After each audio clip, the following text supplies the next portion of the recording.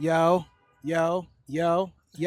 Ladies and gentlemen, boys and girls and children of all ages, you know what hour, you know what minute, you know what second, you know what time it is. Once again, it's show off season, and that's me, your friend, DOOGIFRANCHISE, yes, sirree, in the place to be. And I am not alone because I got a special guest with me, the homie, Christopher Horan. He's a writer, he's a director, he's not gonna say it, but I will say it. Sometimes producer, and he part time acts. The only thing he won't do is improv with me, but it's okay. I'm lying. He did do improv with me that one time, so I would Yeah, say yeah, yeah. yeah. So, but this has been, we've talked before, but now this is one of those legit talks again. Yeah. So, Chris, how do thy do? Uh Thy does good. Thy's doing real well lately. Writing a lot, set designing most recently actually. Oh, for real? Yeah, just designed a set for a production of Misery that went real well. Uh Probably one of the things I'm most proud of recently. That went really well. And podcast hosting. Oh, Doing not so much of that lately. We've been falling behind, but yeah, reading a lot of books and watching a lot of movies. okay, cool. Let's talk. Let's talk about what got you into writing and theater, because you like theater more. Yeah, I work in theater more for sure. Theater. I started as a kid working behind the scenes, doing stage crew. My sister was doing it. My mom did it before either of us were born. And my sister got into it as a kid. And then I got into it, and I worked my way from backstage to on the stage to behind the scenes, writing, directing, uh, set design, light design. I do pretty much everything when it comes to theater, but just started off in children's theater and now work mostly in community theater where I think most of the magic is at where it comes to theater. In It, community theaters? yeah. Why? Let's unpack that. Community theater is truly for the people. It's by the people, for the people. Most people aren't getting paid to do it, and they're doing it for the love of being in theater, and it's great for education in theater. It's great for therapy in theater.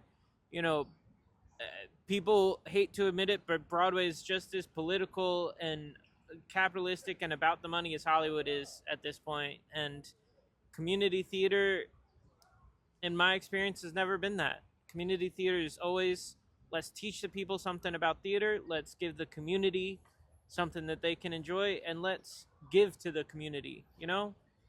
Professional theater, I don't think has ever been about giving to the community. At least not in my lifetime has ever been about giving to the community. Okay. So as a writer, what are some of the stories you do hope to tell as a writer?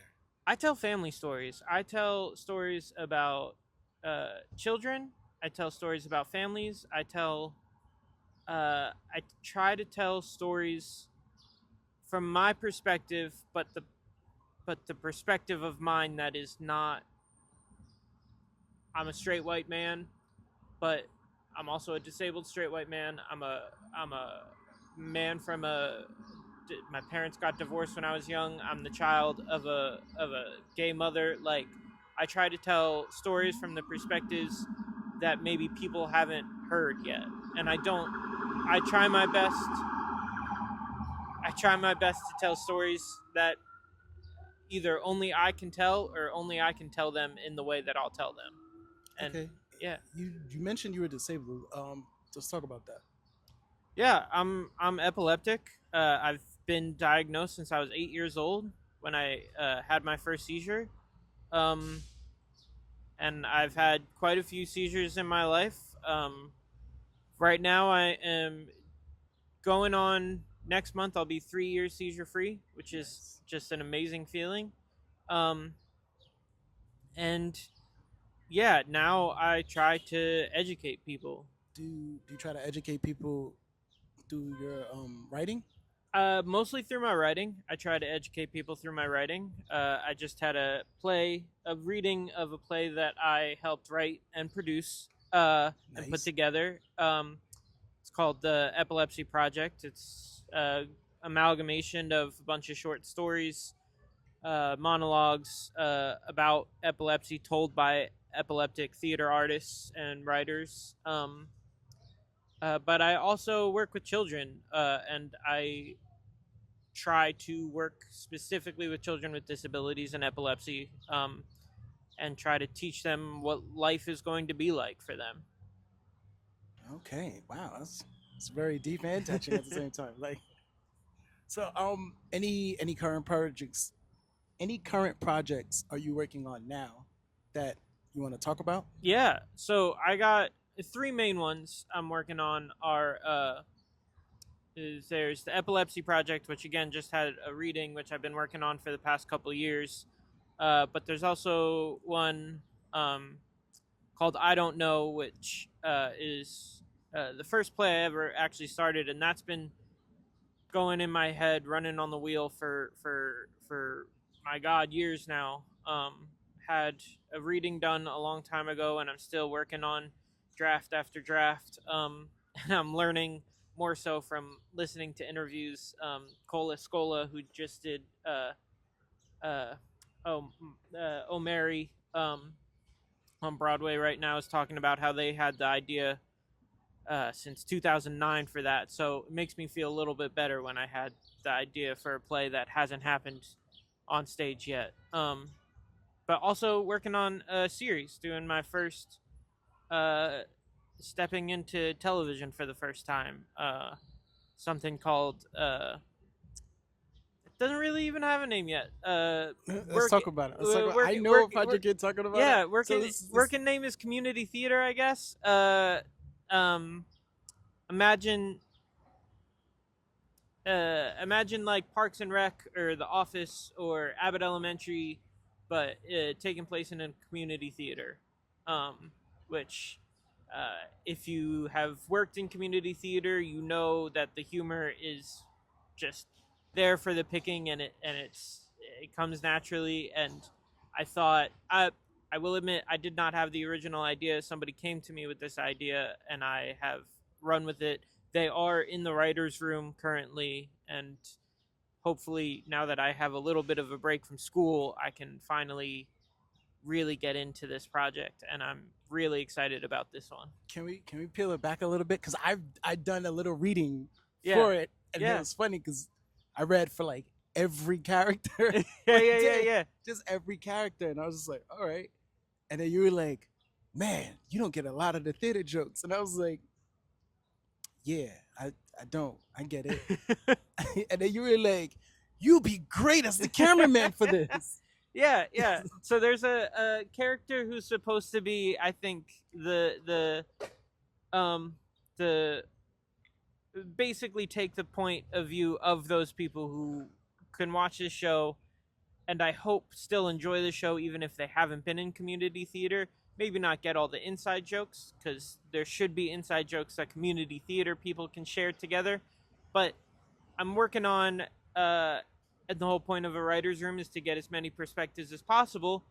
Um, I hope to make it enjoyable for all people, not just community theater people. So, like, I think the part that you would be perfect for is that part of just somebody on the outside looking in, who isn't getting why the people next to him are laughing, and I want to make that. I don't want to exclude those people, so I want to have that character who is with them in the actual show.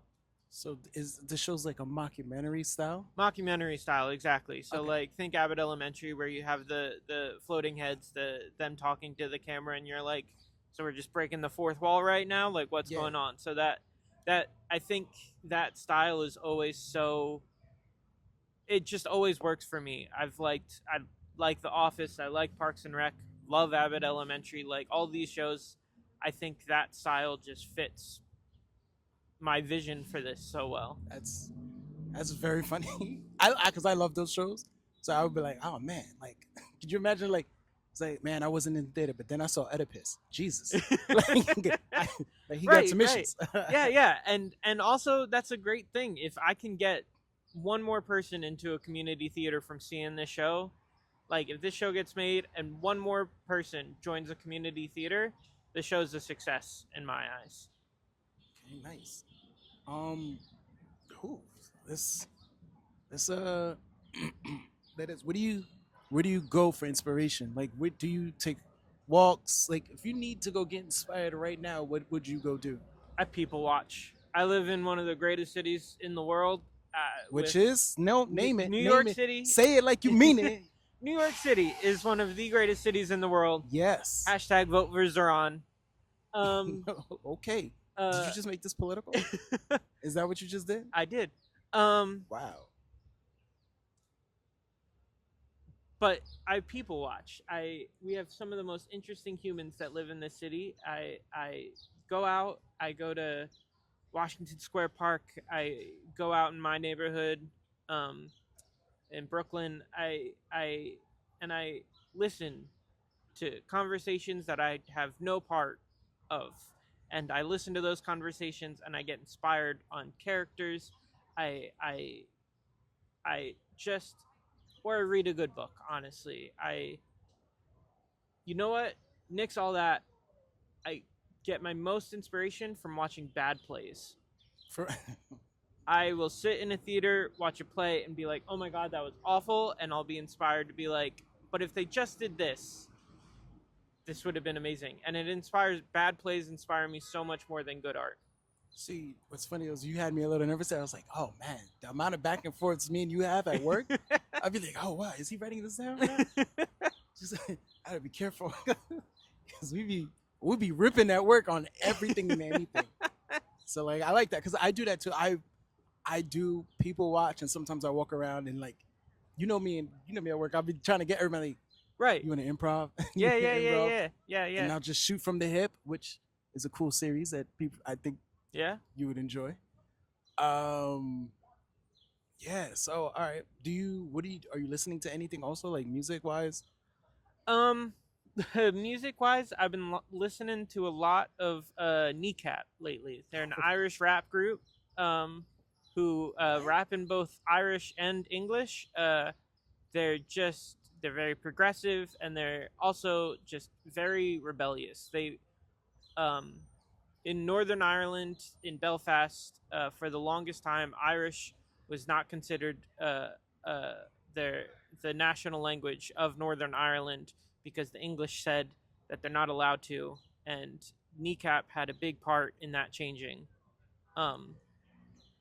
And I will stick it to the man in art in whatever way that means, and Kneecap really does that. Their music is inherently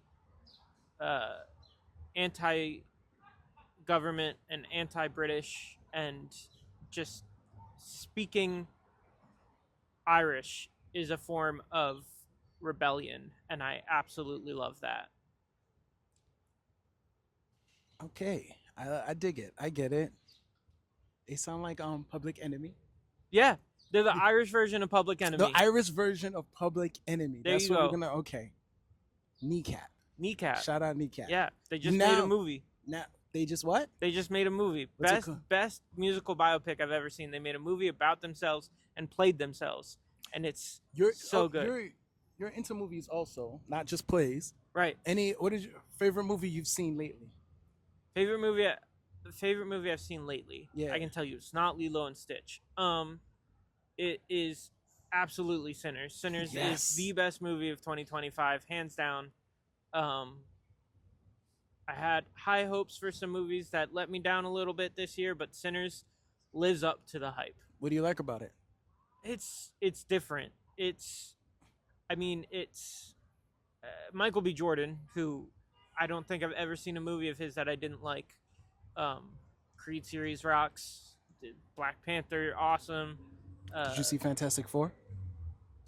Okay, you may have me at Fantastic Four. What do they call it? Fanforstic.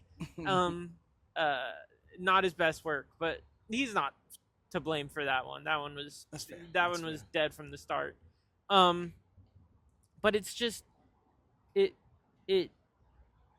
it's scary, but not too scary. It's classic vampire tropes, which like some have deemed bad, but I don't think it necessarily is. It sticks to classic vampire tropes and makes a whole new genre out of it. The music slaps, the black music, but also the Irish music. Uh, as somebody who loves his Irish heritage and his Irish culture, that music was, yes, the Irish guy's the vampire, but like his songs still slap. That's funny. That's funny. I love Cinders. I'm not gonna. I recently just saw Cinders, and I was like, "Whoa, I love this movie." This is yeah. Ryan Coogler. Ryan Miss. Coogler at his best. He don't miss. That's. I think my favorite part. Ryan Coogler said, "No, there will not be a sequel," and I love that. That is fair. I don't need a sequel. I don't need a sequel. Right. All right. So let's move ahead a little bit. You, Christopher, have a podcast also. I do have a podcast. Let's talk about your podcast. Yeah, I host a podcast with two of my best friends in the world. Shout out Benji and Shelby. We have a podcast called Books with Pictures. I remember during the pandemic, I had the idea for it, and I was like, what is a way to get me to read more books? And I was like, my friend Benji is perfect for podcasting. He has just the perfect personality for a podcast. And I was like, let's do something together. So we talk about books or movies that are based off of books and books that have been turned into movies. That is our slogan. Thank you, Shelby. But the trick is I only watch the movie and my friend and co-host Benji only reads the book. And poor Shelby, who is the producer and a co-host, has to do both. Oh my god! Just to keep us on track, to make sure we're not lying or misremembering anything, which Benji does a lot. Yeah, it's called Books with Pictures. We're currently in our second season where we're doing classic literary classics. So we did like The Picture of Dorian Gray, which has become my favorite book of all time. We're doing Scarlet Letter, Great Gatsby, nice. Emma. I love Great Gatsby. Great Gatsby, I actually read the book first. Same. I read the book, then I saw the movie. Because I have actually never seen I had to read any it in film school. version. It's the book is great. We don't write like that anymore, and we really should. The language in that book it's poetic, and we just don't write like that anymore, which is a shame. But yeah, Books with Pictures. We're in our second season. We've slowed down a little bit because I'm also in school right now, and Shelby has unfortunately moved to North Carolina. That's hard. Yeah, but we're powering through. Currently hard at work at editing because I'm also the editor, which I know what that's like. yeah, teaching myself how to do that and learning by the seat of my pants. So yeah, it's great. I have read a lot more than I ever thought I would. Watched a bunch of old movies. The first Dracula, oof, that's hard to get through. No shade, just old movies are not for me. For real? The classic movies have never been my thing. Dude, okay. The funny thing is, and I don't think you know this about me, I love classic movies. And then like when I was in high school, I took film studies, so I watched nothing but like I love Charlie Chaplin. I love Buster Keaton. I know about the Okay. Lumiere brothers. I've seen A Trip to the Moon. Yeah. So So I mean, Trip to the Moon, like I acknowledge its importance to cinema. Like that is I've seen the original Nosferatu. yeah. I mean, Buster Keaton, Charlie Chaplin, Marx Brothers, Abbott and Costello, those are all great, and I love that. I love comedy, so like show respect to those gentlemen. Citizen Kane. Citizen Kane, I've never seen. You never seen Citizen Kane? I have never seen Citizen Kane. Oh, it's funny because it's literally like, it's a movie about a guy's whole life based off of one mystery, Interesting. based off of something his last words. Yeah. So I you should just watch it. classic films are I mean, maybe it's people's short attention spans nowadays. Maybe I have fallen victim to that, but they're too slow for me. Too slow with nothing happening. What? Uh, Yeah, I gotta put you onto some classics, man. There's a few that I like. I mean, none are coming to my head right now, That's funny. but like, I mean, Wizard of Oz. I grew up on that. Wizard, come on now, Wizard of Oz. But yeah, I stick to the current stuff mostly. The modern film is where it's at. 90s, 80s, and 90s films are my favorite. 80s Oh, teen movies by far my favorite. That's Shout fair. out Ferris Bueller's Day Off, one of the greatest films ever made. it is my favorite. We all know my favorite movie. Who's the master? You never seen The Last Dragon? Oh my God, The Last Dragon. Yes, You never seen it? I've never seen it. That's probably due to my whiteness. Oh, time out. So, ladies and gentlemen, footage wise, this has been cut, but we are still recording audio just to let you know. So, our SD card got full on footage, but we're still going to continue this podcast because you know what? The show must go on. All right. So, anyway, Chris, so any books and movies that you've seen that any movies that you've seen that you thought the book was better and vice versa? Uh, Movie that I've seen that the book was better. I will tell you this: Ballad of Songbirds and Snakes. The movie is great, awful adaptation. It's like almost two different stories. The book is definitely better. And if you saw the movie only and liked it, go read the book. Um, it was the first Hunger Games book I've ever read, and it was so good. Um, where the movie was better, um, Nimona. Nimona. Nimona was Nimona the, is a great movie, great book. Again, two very different, even more so, two different stories, very much so. I would love for them to make a Nimona series that's based around the book, but just both of them so good. But the movie hits a lot harder, I think. okay. We're gonna do a few more questions because me and you gotta go. Yeah. So, any words of wisdom you would give anybody out there as like a creator? Work with people. Art is inherently meant to be collaborative. And art is, especially theater, is insanely collaborative, and don't shy away from that. I think working with people will bring out more creativity in you. Whatever collaborating means to you, do it because it will make your art better every single time. All right, nice. Can you let people know where they can find you? They can find me on anywhere you can listen to a podcast, Books with Pictures. I believe our Instagram is Books with Pictures Pod, if I'm not mistaken. Gonna have to check with Shelby on that one. Also, I haven't posted in forever, but Casual Patron.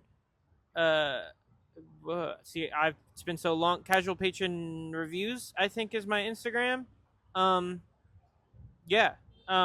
But mainly go on Spotify or Apple Music or wherever you listen to your podcasts and look up Books with Pictures because we got some banger episodes. All right, nice. You guys can follow me at DoogiFranchise. That's DoogiFranchise. That's me. So you can follow me anywhere: YouTube, IG, any type of social media. Just type that in and you'll find me. Also, yes, the video may cut, but I'm still going to put this up on YouTube, whatever we have, and then we'll just continue the rest. Probably just take a pic of Chris and then just have the audio play out. Matter of fact, that's exactly what I'm going to do. So, on that note, thank you for coming. Of course, thanks I for having appreciate me. it. It's fun talking to you as always. As always. Like we do a bunch of silly stuff at work. So on that note, folks, I would like to say goodbye and good night.